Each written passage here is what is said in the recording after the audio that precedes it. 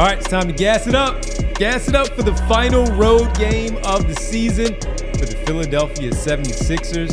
Their road schedule ends in Washington to take on the Wizards in the nation's capital. Welcome the illustrious Washington Wizards. PHLY Sixers pregame show presented by Bet365. I jumped Buddy, right to the postgame. I wish we were in the postgame already. Presented by Bet365. Download the Bet365 app. Use code PHLY365 when you sign up. Whatever the moment, it's never ordinary. At Bet365 alongside Derek Bodner, Kyle Newbeck. I'm Devon Givens. Bree is producing all of you in the chat. And INS says diesel tank. Yes, they have done a darn good job, and that could extend to 13 tonight against the Washington Wizards. Although the Wizards, Kyle, did play last night, they lost to the Indiana Pacers in a close game. That said, they're playing on the second night of a back-to-back. A lot of young legs, though. You never know how things can go. But here we are, final one for the road for the boys as they get ready to take on the 17-win Washington Wizards. The world beaters from Washington, D.C., baby. This is as bad as it gets in terms of team matchup and stakes and juice and every other factor. If Washington wins today, the Sixers will be within 5 wins of the Washington Wizards, a team that we all thought was just coming into the season, tanking, no chance, complete disgrace. The Sixers are within 5 games of them. It's wild how much had to go wrong to get to where we are. The Wizards were built around Kyle Kuzma for 2/3 of this season and are still only 6 games separated from your Philadelphia 76ers. Yeah, so one for the road, everybody. Liberating from this nightmare. Sorry, I mean, listen, you are absolutely correct. As we are, about 27 minutes away from tip-off in Washington. And right now, the 76ers, as we say, this one is the final road game. They have 2 more home games on Friday and Sunday. And the road record this year, and I remember when we were doing our predictions and all, we were given different things that we wanted to talk about preseason, and one of the things that I talked about was protecting home court. Clearly, they have not done that with how many home wins? 12 home wins. They're 11-29 on the road.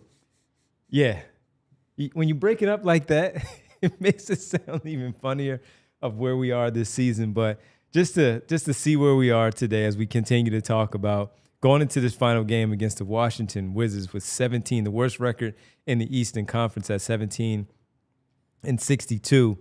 8-31 at home. They have a better road record of 9-30 away from DC. Really cooking. Yeah, they are really cooking. But they're trying to even it up tonight with this one as they get back in the DC after playing last night. But one for the road, man, and just pointing out that as bad as they have been, so bad that, yeah, even the road record has been dismal with 11 wins, 29 losses away from South Philly.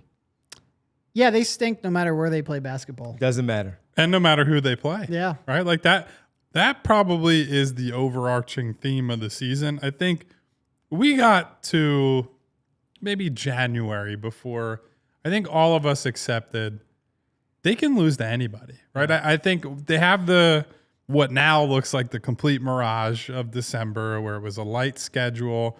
You had Joel Embiid. You look like a semi-competent outfit out there. But by and large, outside of that, it has been a never-ending ride of misery. And it's been with all 3 stars. It's been with one of them, 2 of them, none of them. They just lose and they lose and they lose and they lose.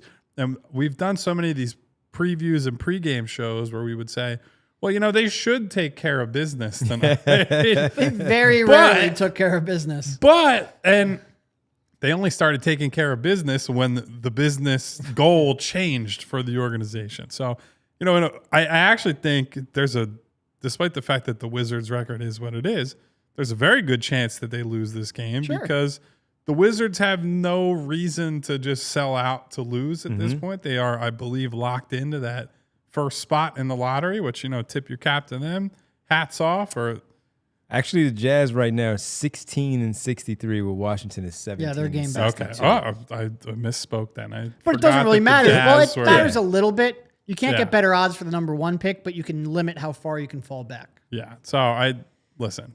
The Wizards at this point are just they don't need to worry as much as the Sixers do about their positioning in the lottery. Well, the Sixers really don't have to worry too much either. They need one more loss in these last 3 games, and they lock up at least the 5th worst record. And let's update everybody about that one from last night. Yeah. Yeah, the tank rolled on.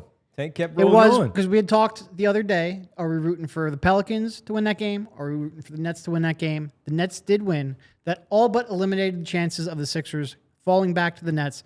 If the Sixers lost all 3 of their final 3 games, and if the Nets won all 3 of their games, they would tie and split those ping pong balls.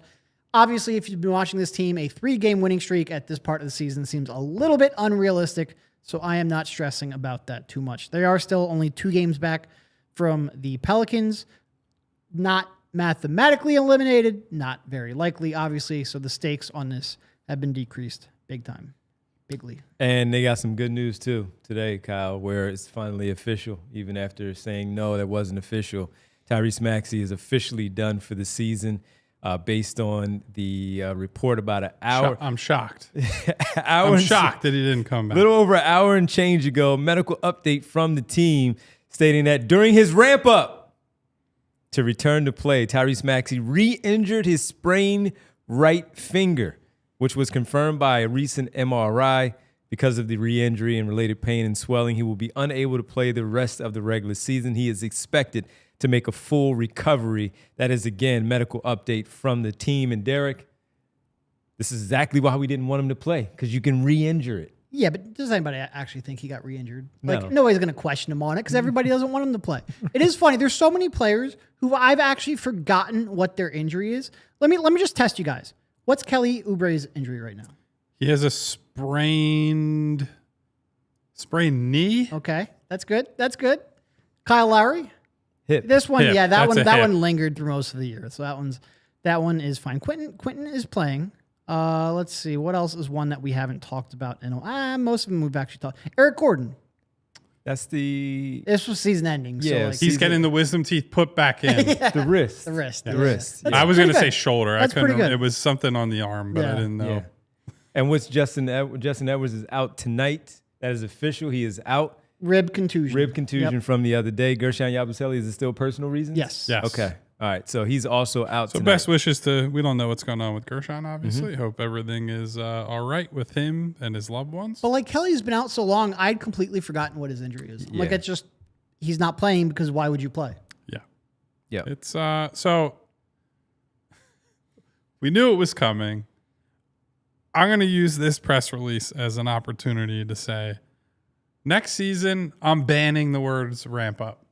I'm banning the words return to play in that order, right? Like you can say return, you can say play.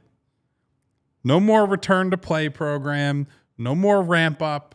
No more of this ridiculous language. Tell me when someone is or isn't coming back. Tell me what the injuries are, and let's just keep rolling because this the word gymnastics that this franchise and frankly a lot of the league does to explain like, hey, this guy's got a messed up ankle or knee or whatever it is, and he's going to be out 2 weeks, a month, whatever the time frame is. Just give it to people directly, right? We don't need to jump around it, dance around it, do anything other than say, guy's wrist is hurt. He won't play for a while. That be a little bit more direct. People will accept and probably respect a little bit of honesty from the organization. Can't wait for them to have the procedure to address Joel Embiid's knee. Yeah. Not surgery, not tear. That was this week. It's only Trust the procedure. couple of days left. But you know what, too, Kyle? When our presenting sponsor, Bet365, which we'll get to our pregame picks later, that always affects what happens with the gambling and stuff. And we know that's a big deal in professional sports these days, where leagues are partnering up with these betting sites. Of course, with Bet365, but that's a real thing when it comes to, hey, we got to put this together. Guys and gals are trying to put their tickets together, and player X, Joel Embiid, is a game time decision, and then eventually he's not playing, so you can't do that. And the NBA hates that stuff, especially now that we also know that dating back to the San Antonio days, but even more now, where the national TV stuff, where guys are not playing if you're a starter or an all-star, and they frown upon that. That's frowned upon. So And you're absolutely right with the transparency, and people would appreciate it. And like, take that part out of it. A lot of times the people who are most impacted are the fans, right? Like when the season still mattered and people were still fired up to like, I want to go down, I want to buy Yes. tickets, or I'm thinking about buying tickets. I get a lot of messages, whether it's in our Discord, on social media. Sometimes I just will run into people in the city or like, hey, do you know if Joel's going to be available tonight? And you know, if Maxi's playing, you know, so-and-so. And I can never give people a direct answer because I don't get direct answers from the team. And that's not just me. Nobody does, right? The best you're getting is a little bit of an advanced text when we see somebody run down the tunnel after their warm up and you see the Shams Charania or like Joel Embiid is available tonight per sources. And then we all get the same text from PR that everyone else gets. And the cloak and dagger is just ridiculous, right? I understand it in the playoffs where there's at least some incentive to say, yeah, we're going to be a little sneaky about what we're doing. These long 82-game seasons, just drop the charade, right? Be honest with people. Tell when guys will and won't play, and people will respect you a little more. Anyway, so I'm done with return to play, and I'm done with ramp up. That's it. We can make a banner. We can raise it into the rafters, put like a little kickflip ramp on there, a picture of it, and say ramp up 20. When do you think the phrase ramp up was first used by the Sixers? I know return to play was a Colangeloism. Yeah. So whatever the year started until 2025, ramp up is now retired. Congratulations. Ramp it up. Ramp up the tank because it's on the road tonight in Washington to take on the 17-win Wizards. And because the Sixers are ramping up the tank, we wanted to talk about two young guys that have officially declared for the 2025 NBA draft. Tre Johnson from Texas, shooting guard, 6'6", 190. And one that I know Kyle has talked about a lot, and that is the kid Asa Newell from Georgia, 6'11", 220, 19 from Georgia, 19 years of age from Georgia. And both of those two young guys have declared for the NBA draft. And Derek, when we've talked about somewhere around that range for the Sixers, you still kept Tre Johnson, even though, of course, the warts, and you know, I'm more of a fan than you guys are. And I've even looked at the stuff and said, look, the guy got to correct some things to be really effective, but the scoring is really, really good. So officially declares 6'6". I looked at the latest Jonathan Wasserman mock draft, and he had him at 7 to Toronto, falling past both the Sixers and the Brooklyn Nets. Tre Johnson, though, officially declares. Yeah. And, you know, they are everyone pretty much from the 3 through 12 range. You can talk yourself into if you look at the right things. You can certainly talk yourself out of if you look at other aspects of the game. Tre, there's maybe no bigger boom or bust prospect outside of Ace Bailey in that group. Like, he has shot-making potential that almost nobody else among that group has. He has scoring potential. He has primary initiator potential that very few people have, but he has a lot of holes in his game. Defensively, I think he's pretty bad both on and off ball. Yeah. The passing, the shot selection, yada, yada, yada. We can go over a lot of them. There are a lot of concerns. It would take an outlier level development for him to reach his potential, but his potential is as high as pretty much anyone else in there.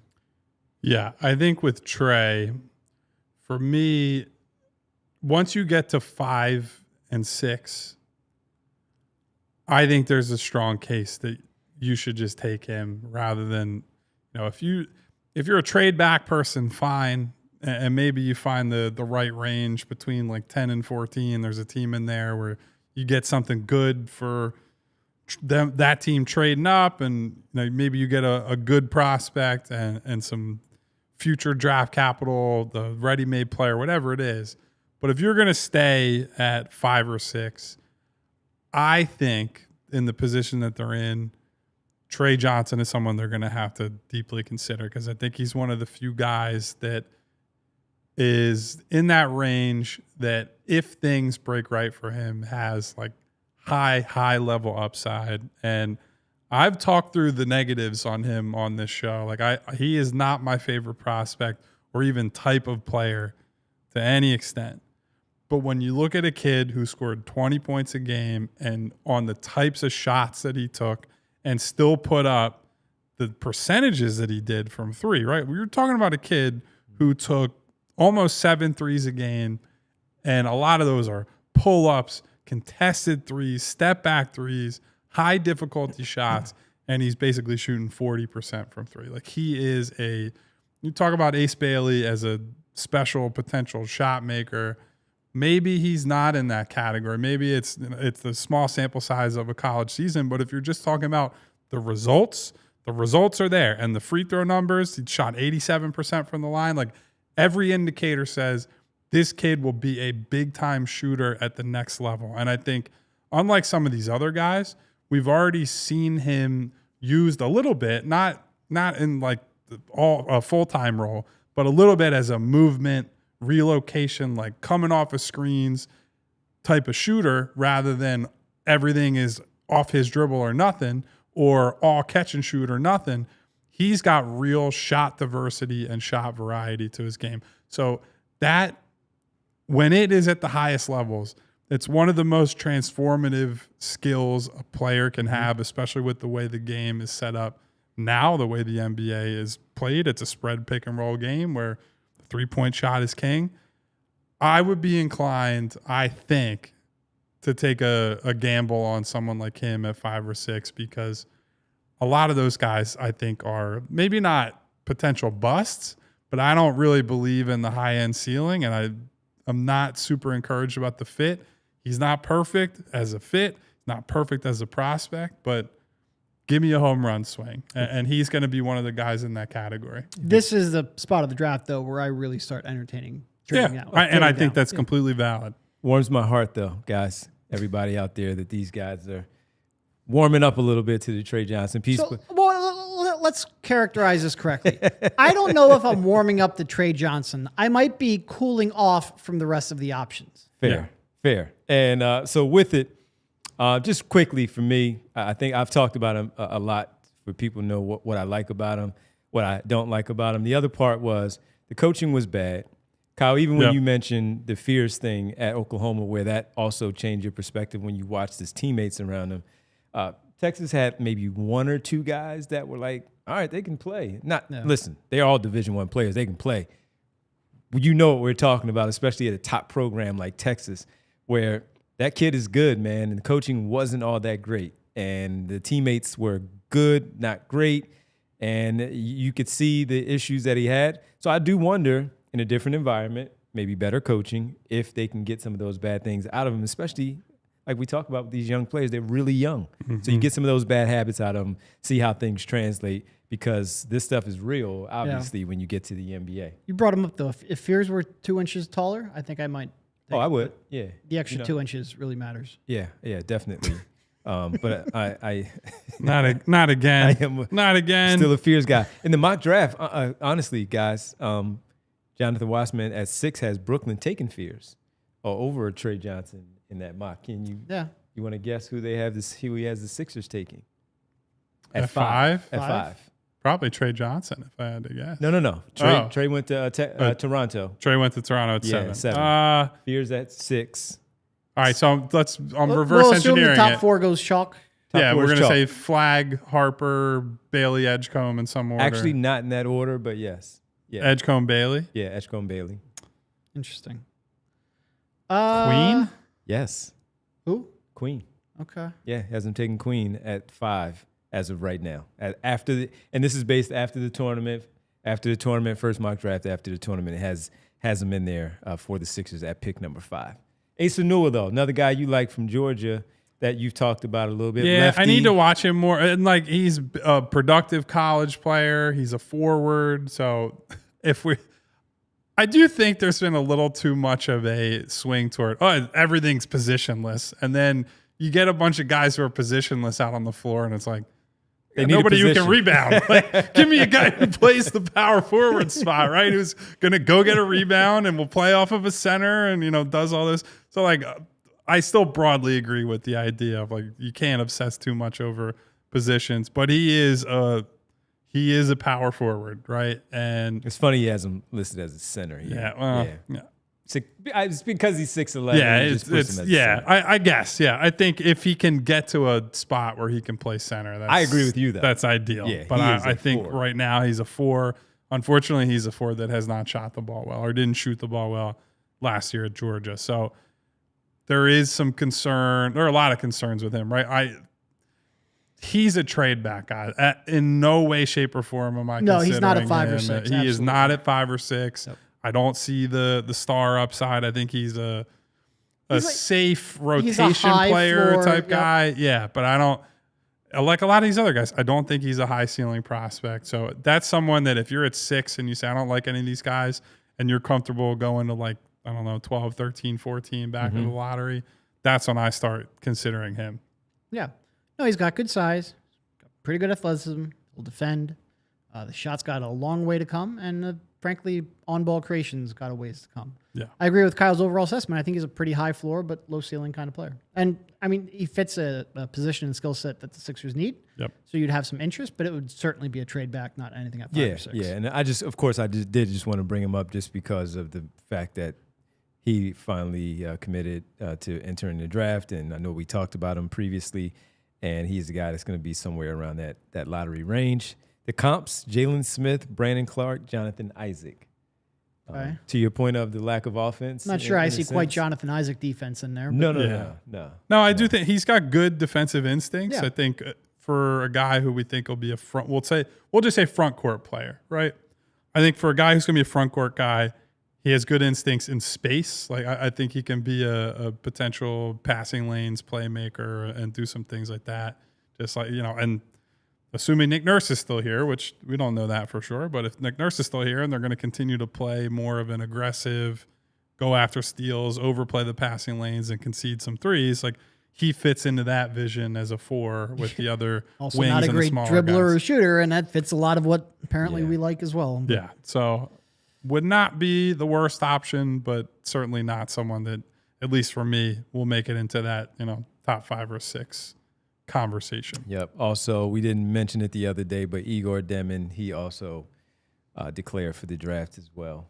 And right now, at least in this one, 15 for Igor to San Antonio at that spot. He is one of the most interesting guys in the class in terms of where he could be almost anywhere from, let's say, 12 until the end of the first round, right? Because I think the size and playmaking ability are real. He might be the best passer in certainly in a lottery. Yeah. It's basically him and Yakachonis. Yeah. Well, I would put Fears in that group too. Like Fears is a high variance. Like the turnovers are there, but I like a lot of what I've seen from him on that front, despite being as young as he is. But yeah, Demin, because he's so tall and he can make every pass in addition to making, just quick reads, like the quick connective passes on top of the skips and the drop-offs and the lobs and whatnot. But yeah, I don't know what you do with him because the shot was all over the place and teams really clamped down on him when he got into conference play and started playing some tougher, more athletic competition. Under no circumstances fears, you were saying? Just because of the 6'4"? I mean, if they traded back How far back? Because he's not going to get too far. No, I think he's probably going to end up going somewhere in the 6 through 12 range and probably, quite frankly, 6 through 10. 10, maybe. So if you trade back to 12 and he's still there, I'd consider it. Mm-hmm. Yeah. Yeah, I think the value there would be too good. Yeah. And then you just say, I wouldn't, again, the whole brand, my brand on this show is draft taller guys, sign taller guys. Someone said he's close. Please. Someone said Tre Johnson, 6'6", he passes the Kyle Neubeck height test. No, he's skinny, which I don't, pot me kettle on this one because I was always super skinny when I was actually playing sports, but a little skinny for my life. And of course, Fears is probably 6'2", 6. Yeah, so at 2023 USA Basketball, 6 foot 2.6 inches. Yeah. That I don't think that beats Kyle Neubeck on the. Nah. But all right. Told you, man, at 2 inches. Those guys have declared for the draft. We'll have our lottery, as we have been telling you the last couple of shows. We'll have our lottery on May 12th here at the offices and the studios for you to come hang out with us and to make sure that we all, fingers crossed, bring in all your good luck charms so they can make sure they lock in the #1 overall pick that Derek hit on the lottery draft lottery spin. We'll ignore the last 15 spins before They that. didn't matter. They didn't matter. He got number one last night. He's going to get it later on in the post game once again at that point. So we'll see you on May 12th. We'll tell you about it more in the post game. Tonight, the Sixers starters for this matchup against Washington, going with Adem Bona, Lonnie Walker in the front court, Kyle, along with Marcus Bagley and Quentin Grimes and the point guard, Jared Butler, against his former team, taking on Washington in the nation's capital. That's your starting lineup. I think this one has started already. No, because I don't think Lonnie Walker started when Bagley started the last time. I think it was Justin Edwards. So this would make it the 54th different starting lineup for the Philadelphia 76ers. This is going to be more unbreakable than Wayne Gretzky's goal scoring record was. Well, yeah. I said was. Yeah. So I think this is a new starting lineup. I think this is a new one. Make it 54. Speaking of that record, incredible achievement by Ovechkin, right? Like people, and did it in the same amount of games. Yeah. It's comical when you go to the points record and it's like, oh, he passed Wayne Gretzky. Surely he's going to be close. Yeah, and no, it's like a 1,200 point gap. Like Gretzky's career is so hard to even fathom. It's everything. It's all the stats. It's all the winning. It's just incredible. Usually when somebody puts up Incredible numbers athlete. like that, that's so untouchable. It's like going all the way back to like the dawn of the sport. Yeah. Not something that we would have witnessed ourselves. My mistake. This starting five has started. They lost the one lone game that they started together. So we're stuck at 53. Look at that. Yeah, stuck at 53. I think Aaron also said it, but I was looking at the Sixers game notes, and they started once and lost. All right, let's get to the pregame picks here on the pregame pick segment, brought to you by Bet365. Download the Bet365 app. Use code PHLY365 when you sign up. Whatever the moment, it's never ordinary at Bet365. Brady, let's let the people know what we have here today. Same game parlay, plus 256. Jared Butler against his former team. We're bringing Luka into the parlay. 2 + 3s, and Luka going to Dallas. He had a triple-double last time, but something tells me he's going to have another one, and the numbers might be even more out of control in this one as he returns home. So plus 256 on the same game parlay, everybody. If you do that, again, make sure you must be 21 plus, physically located in Pennsylvania. If you or someone you know has a gambling problem and wants help, call 1-800-GAMBLER. They also have the Super Boosts with just Luka of 25 plus points and 7 plus rebounds. If you'd like to take advantage of that, 50% profit boost on any baseball game right now in the MLB. Got you covered all right there at Bet365. Guys, just your thoughts on Luka going back to Dallas and how this one might turn out. Here are my thoughts. I think people, and I'm going to go against Gambling Gibbons on this one for this reason. I think people always tend to overplay the first game back against his old team factor. And that guy a lot of times comes out either pressing or will play more passively because they're like, oh, I don't want to play into the whole. Now, it's a little bit different in this circumstance because the fans there are not angry with Luka. Yeah. They're angry at their own team. Yeah. But we've seen a lot of guys go, like LeBron going back to Cleveland, Jimmy Butler to seven different teams at this point, going back to his former arena. And in many cases, the old team blows the other team out. Yeah. So I'm interested to see how this one shapes up because it's a much different scenario than we're used to seeing in the NBA. If you agree with Kyle, which is he's right, take the under on that. I was letting you know where the number is. I'm going with the over, but you certainly could take the under. I kind of just hope you're wrong because Dallas fans have gone through enough. I don't need to see him put up like a 40-point triple-double on him. He's trying to put on a show. He's trying to put on a show. I honestly think appreciate they might it. like it because Yes. they are completely in the mindset of screw Nico Harrison, Luka, go out there and do the damn thing. Exactly. We are rooting against our team tonight, and that one player. They're not rooting for the Lakers. They're rooting for him to take down Nico. That jersey, the white jersey they're wearing tonight says Nico on the front, not Dallas. It's gonna be. Totally. I saw a report that Nico will not be at the game. Oh, which really? I don't know if it's true. Well, he was in L.A. That's interesting. It's gonna be wild when he 2 super chats in a teams up pregame with that we teams missed. up with Jokic there in a couple of years. Just wild. Yeah. All right, 2 super chats. Vinny's right away says, fire Nick Nurse. 3 more games left. We'll see how it goes. Thank you, those Vinny. thoughts. Appreciate it. Marty Bones. What's up, Marty? Good to see you, Bones. Question. If you switch Jokic and Embiid, obviously next season, in any season over the past 5 seasons, do the results in the postseason change at all on both sides? I don't think so. So I think a lot of people would probably go to maybe like the Harden years. Like if you put Jokic on the Sixers, I'm not sure. Well, I'm part of it because Embiid missed those games, right? So maybe that Boston series flips. I think the most interesting one would be 2019 when you had all that talent around him. That was right when Jokic sort of broke out. I was like the first time he was like an all NBA caliber player.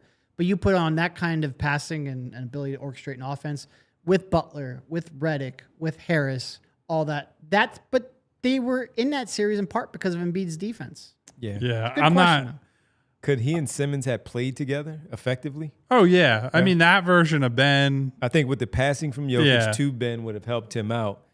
And at the very least, they would have, when you say change things, I think they would have at least got to the Eastern Conference Finals. Yeah, I don't think Jokic was quite there yet in 2019 as a offensive hub. He's still like, he broke through and was first team All NBA that year. I think he was fourth in MVP, scored like 20 points a game.